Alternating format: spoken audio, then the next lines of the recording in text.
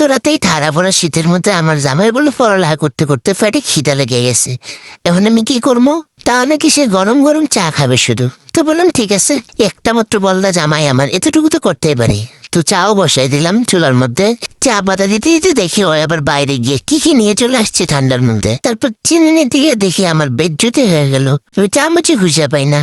যাই হোক, আমি আজকে বড় লোকে চা বানাবো, তাই বড় লোকই কারবার তো করতেই হইব। দেখছো, ঠিক এইভাবে তোমরাও বড় লোক হতে পারবে, এই বড় লোকই কারবার গুলা করে। কিরে তুই আসলি করতে গিয়ে বেয়াদব কোথাকার, যা এখান থেকে কি যে করে এগুলা। তোর আমরা ধৈর্যই খোলাইতেছে না। বেশি বড় লোক সাজে থেকে আমার বেশি বিচ্ছুত হয়ে যেতেছে। চিনিগুলো রেলে ফেলছি আর 2 প্যাকেট দুধ দিকে আছে, দুটো ডাললাম, লাড়া দিব।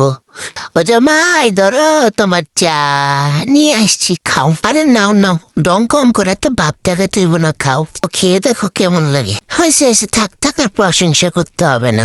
থাক, আমারটা আমি খাই। ও মা আবার চেয়ারসও করছে, এগুলো নিয়ে আসছে। এদিকে আবার ভালো আছে আমার জামাইটা। এরপরে চা খাবা তোমরা? থাক, খাইতে হবে না, ঘুমা যাও, অনেক রাত হয়েছে। পিতা।